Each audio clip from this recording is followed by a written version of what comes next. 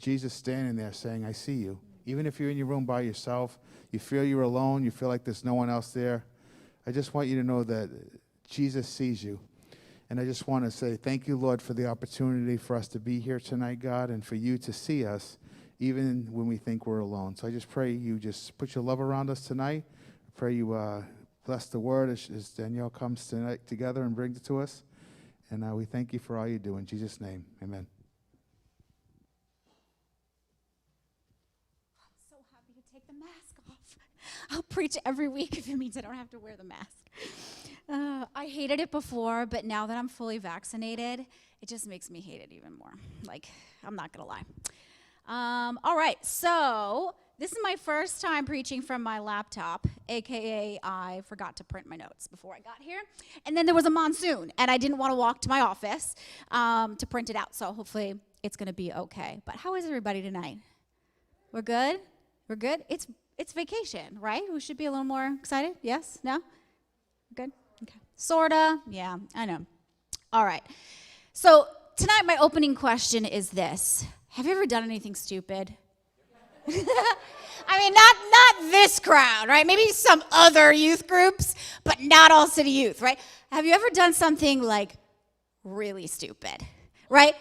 Like where you look back at your life or that experience or that moment and you're like, what was I thinking? Like, what was I thinking? And then it dawns on you like, oh, I wasn't thinking, right? It was one of those moments that was just stupid that maybe you wish you could get back, right? Have you ever done anything wrong? You notice how there was far less admitting to that question than the first one. Yeah, but have you ever totally knew you shouldn't do something, but you did it anyways? Yeah. Of course. There's no one in this room that hasn't had a moment like that. You knew you shouldn't do it. You knew it was wrong, but you just didn't care. You wanted to do it anyways. I was notorious for doing that as a child. And one time, I was probably about 7 or 8 years old, which would have made my sister 3 or 4. And we were playing dolls. Our absolute favorite toy ever was this wooden doll house. We had made it ourselves. We painted it. We had all the furniture and the little dolls that went with it. And so my sister and I would spend hours setting up the rooms and decorating it and playing with these dolls. Well, there was one time that she was doing something that kept driving me nuts. I was setting the room up the way that I wanted it, and she wanted to move it, and she was knocking stuff over. And, I'm 7, she's 3, so she's a little more clumsy, but she, perpetually kept doing this thing that was driving me insane. She just made me mad. And so, being the demon child that I was at 7 years old, I became enraged. She made me so mad. Now, I knew the rules and the expectations in my home around physically assaulting a toddler, but in that moment, I did not care. I wanted the dollhouse set up the way that I wanted it, and I was sick and tired of my 3-year-old sister messing it up. So I looked this way, and I looked that way, and then I just hauled off and just, bam, smacked her. Full open palm, smack across her little 3-year-old back. Enough so that there was a legit red, clearly defined handprint. What I did not know was that my mother was in fact watching us from the kitchen. And my mother is no joke, okay? My mother is one of 6 kids. She was in the military. You don't mess with my mom. And so my mom comes marching into the living room. Danielle, you know that's wrong. Get in your room. And so I go to my room, and my mom's following behind me, and I knew what was coming. A good old-fashioned whooping. A good old-fashioned whooping. Came from an Italian home. I am a wooden spoon survivor. And so my mom comes in and she tells me, you know the rules. You're not allowed to hit your sister. That was wrong. I saw what you did. She's only 3 years old. You know she doesn't understand. And so I braced myself for the inevitable spanking that I was about to get. And no joke, while my mother is administering the spanking, I am shouting from the bedroom into the living room towards my sister. It was worth it. was worth it. I'd take this spanking again if it means I can hit you. This, no joke, this is what I was saying. I was a demon child. Not long after that, I'm pretty sure my mother contacted a family therapist. Not actually joking, we went to counseling, right? Now, did I know in that moment that it was wrong to hit my sister? Of course. I knew the rules, I knew the expectations. I knew that I was not supposed to do it. But in that moment, I did not care about my sister's feelings, my mother's authority, or what was right or wrong or morally acceptable to do to a 3-year-old. I didn't care about any of that in that moment. I knew that I wanted something done my way, but it cost me. It cost me big time. I ended up with a sore butt and no dollhouse for a week. My sister got to play with it, and I did not. Tonight, we're continuing in our series in the book of Proverbs.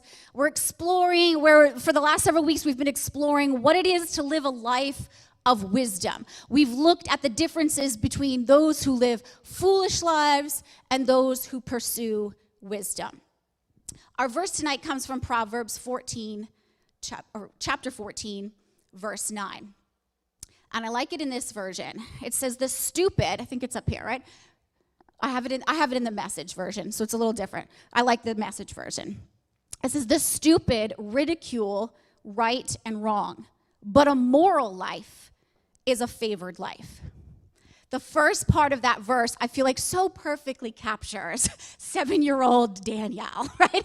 I did not care. I was making fun of, literally mocking the rules as my mother is spanking me. It was stupid. So let's unpack the first half of this verse. This idea that the stupid ridicule right and wrong. Or in this version here, it says, fools make fun of guilt. I think sometimes it's easy to read a verse like that and make some initial assumptions. For example, it's easy to assume that when we think of people making stupid decisions and people who don't, honor right and wrong or care about authority, that it only really applies to like the really bad kids, the rebels, criminals, people who maybe are demon children like I was. Right? It only applies to those other people. Like I go to church and I go to youth group. This one doesn't apply. But honestly, if we really are honest, and many of you were a few moments ago when I asked the question, we're all guilty of doing this from time to time. Maybe it's not as obvious as smacking your sister and getting spanked for it, but the reality is that all of us are guilty of ignoring or mocking what we know is truly right. We willingly choose to do wrong. We know what's expected of us and choose to walk in the opposite direction. If we're honest, sometimes we want to be stupid. We weren't accidentally stupid, we were intentionally stupid. So what drives a person to do stupid things? Well, the reality is I think there's probably lots of reasons why we do stupid things. Sometimes we do stupid things because we didn't realize we did something wrong, right? Has that ever happened to you? You kind of like break a rule or you do something you like get kind of reprimanded for something you didn't even know was a rule, right? Some of us are on the other end of the spectrum, like 7-year-old Danielle, who just didn't care. So there's probably lots of answers to the question, what drives us to do stupid things? But tonight I really want to focus in on one particular major reason that I think drives especially us as, I said us, I'm not a teenager anymore, but I'll pretend that I am because Chris thought I was answering as Hannah. And I'm like at least a minimum of like 3 inches shorter than everyone in the room, right? What is a major reason that us as teenagers make stupid decisions? I call it the need for acceptance. I think that the need for acceptance is what oftentimes drives us to do what the first half of this verse talks about. Make some stupid choices and ignore what is right and wrong. So let's be honest for a moment. There's a lot of pressure to wear a mask and to not be real. But if we're truly honest with ourselves, the need to be accepted, fit in, loved, understood, to feel like you're part of something is a real, deep, and hungry need in every one of our lives. Even the most unique individuals who strive for individuality still deeply need to feel connected and accepted on some level. Peer pressure is real. It's not just some made-up concept or some old-fashioned issue that adults say to you to scare you into doing the right things. The pressure to look like, talk like, and be like everyone else is, in fact, very real. No one likes to feel left out, isolated, lonely, or like they just don't belong. And if we're honest, that need to feel like we're a part of something, that need to feel accepted, can lead us to do really stupid things. Even things that we blatantly know are wrong. It can lead especially to a group like us. We're sitting here on a Wednesday night in church. For some of you, church has been your life. It oftentimes can lead to this double life syndrome that I talk about. I know it really well because I lived it myself. I grew up going to church. My parents became Christians when I was about 5. I don't really remember life outside of going to church. I know for some of you, that's been your reality. You have been born into the church. I went to children's church. I went to VBS. I went to Sunday school. I then graduated on to youth group. I went to a Christian college. But when I found myself in middle school, I realized that I was living a complete double life. There was church Danielle, and then there was school Danielle. I found myself in middle school using language I would never repeat in front of my pastor, lying pathologically to my parents about who I was with and where I was going, shoplifting, experimenting with smoking and drinking, and generally just surrounding myself with people who I knew were not the right influence. It was stupid, and it was wrong. I knew it was wrong. I could quote to you the 10 Commandments. I could talk to you about the Sermon on the Mount and the things that Jesus expected from me. I knew it was wrong, but there was an emptiness in my heart that desperately wanted to be accepted. I didn't want to be the odd one out. I didn't want to be the only one not talking that way or dressing that way or going those places. But at the end of the day, and I'm telling you the God's honest truth, when I would come home after lying about where I was and engaging in behavior and activity that I would be ashamed of if anybody knew what I was really doing, I would put my head on my pillow, and I always felt worse. Always. There was not a night that I came home from doing the things that I was doing and felt better about it, felt more whole, felt less empty and isolated. My search to be accepted, to fill the hole in my deeply insecure heart, actually made me incredibly miserable and left me far emptier than I had ever imagined. I was stupid. I knew what was right and wrong, and I chose wrong anyways because I was compelled to meet a deep, longing need in my heart. So that's the first half of Proverbs 14:9. Let's take a look at the second part of Proverbs 14:9. It says, but a moral life is a favored life. And I love that God just doesn't leave us with the first half feeling like a bunch of stupid idiots who have just broken all of the rules. There's a but, a really nice but. A moral life is a favored life. Candy corn. Candy corn.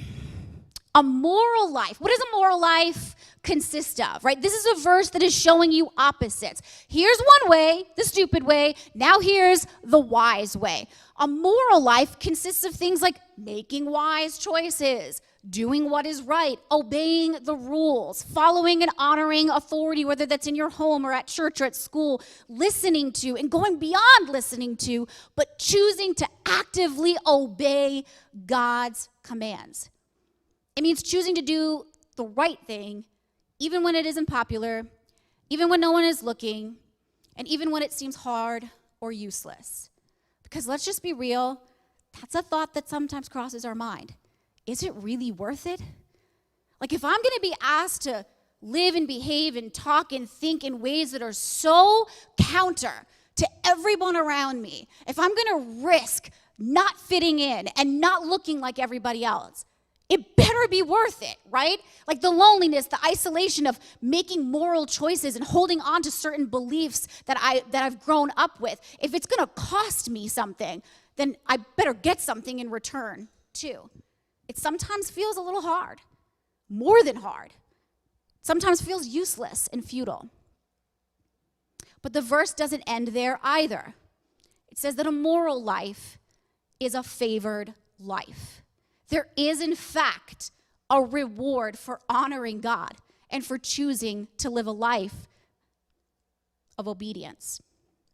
That reward is a favored life. Now, I love this. So I'm a little bit of a geek. I'm a little bit of a nerd. I know it shocks and surprises some of you because you're probably like, she was probably really cool. Nope, I wasn't. I was a nerd. So I love words. I know you all love vocabulary and spelling in this room, but I really do love words. And when I was in Bible college, I began to, understand the Bible in deeper ways.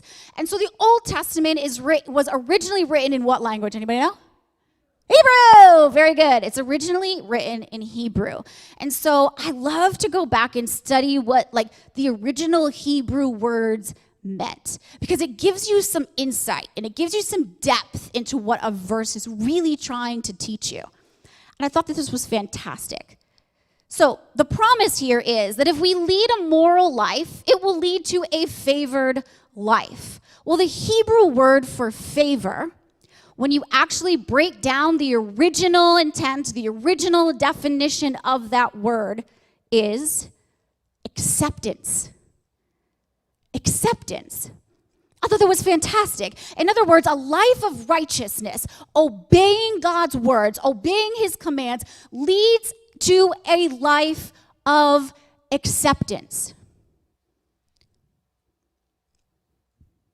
The very thing that your heart was searching for, that led you to make stupid, compromising decisions, you actually can find by leading a righteous, moral, upright life. Romans 6:23 tells us that there's consequences to those stupid decisions that we make, that the consequences of sin is death. In other words, all those stupid choices just leave us even more isolated, lonely, empty than we started out as. So while making stupid choices might seem like the right solution in the moment, it did for me. I continued the pattern of a double life for easily 2 or 3 years in my middle school and into my high school years.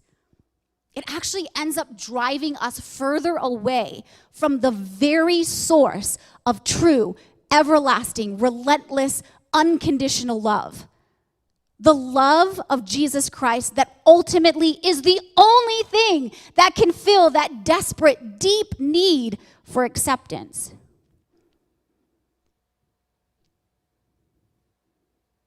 So if stupidity is associated with emptiness, then wisdom is associated with completion, with being whole. So what's the solution then to our emptiness?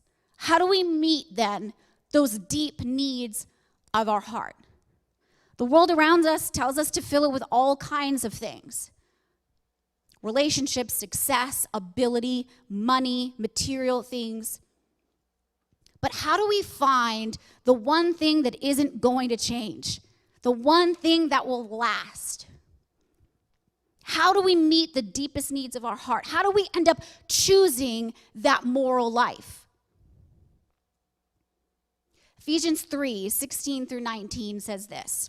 It's a little bit long and it's not on the screen, so just hold tight with me and try to listen. It's Paul's words to the church in Ephesus. And you're going to read it in your small groups. You'll have a chance to unpack it a little bit more. It says this: I pray that from his glorious, unlimited resources, he, meaning God, will empower you with inner strength through his Spirit. Then Christ will make his home in your hearts as you trust in him. Your roots will grow down into God's love and keep you strong. And may you have the power to understand, as all God's people should, how wide, how long, how high, and how deep his love is. May you experience the love of Christ, though it is too great to fully understand. Then you will be made complete with all the fullness of life and power that comes from God. You want to be a young person in the pursuit of wisdom, a young person in the pursuit of a moral, righteous life. I am convinced it is impossible to do that without a clear understanding of the depth and height and width of God's love for you. Because if the search for significance and acceptance is what will drive you to do stupid, immoral, sinful things, then the antidote to that is to ensure that you're so full to the brink of overflowing with the love of Jesus Christ that validates who you are, that loved you when you didn't even love yourself, that loved you when you were a sinner. That is the key to living a moral life. Because then it turns into not just this list of things that you have to avoid or things that you're required to do. It becomes an act of your love and gratitude back towards Jesus. Jesus, you've loved me so much, I don't even want to do what I used to do. I don't want to engage in the behaviors and the thoughts and the sins that I used to. My heart is full. I don't need the acceptance, validation, and understanding of my peers because I'm so full of the love of Jesus Christ that the isolation or the misunderstanding or the rejection that I might experience from my peers doesn't even compare to the joy and the love and the hope that I experience with Jesus Christ. That was Paul's prayer for the church in Ephesus. If you could grasp just how much God loves you, it says you'll be made complete. That word complete means like full. Like, you know, like on Thanksgiving, how full you feel? Like uncomfortably sick kind of full. That's what this word means. Like there's no room for anything else. Like nothing else can get in there. So the temptation of this world, the things that people tell you you should be pursuing, there's no room in your heart for that to even tempt you because you're full to the point of being like overwhelmed with God's love. The stupid reject right and wrong. And oftentimes are driven to do it by very real and deep needs in our hearts. But to be a young person who pursues wisdom, to gain access to that moral life that leads to a life of favor, a life of acceptance. Step one is understanding the depth of Christ's love for you. Paul prayed this prayer to the church in Ephesus. And as I close tonight, I want to pray this prayer over us as All City Youth. All City Youth, may you know that Christ longs to make his home your heart. May you know that when the wind and the rain and the challenges of life beat up against you, your roots will grow deep, will keep you strong. God's love will be for you like an anchor in a storm. May you have the ability to understand. May your mind, that may have been filled with lies of not being good enough, not measuring up, never fitting in, may your mind begin to comprehend the power of God's love. And may your heart begin to experience how wide, how deep, how high, how vast Christ's love is for you. A love that drove him to a cross to bear on himself the sins that you and I have committed so that we could live in freedom. May you experience the love of Christ. In other words, may it change the way you think, the way you feel, the way you walk, the way you behave. May you experience it in a real way, a way that changes you. Then All City Youth, may you be made complete. May the love of Jesus fill you so much, there's no room for stupidity anymore. May the fullness of life and the power that comes from God be your foundation. So tonight, as I wrap up, I'd like us just to take a moment to just personally reflect. So if you're comfortable, just close your eyes for a moment.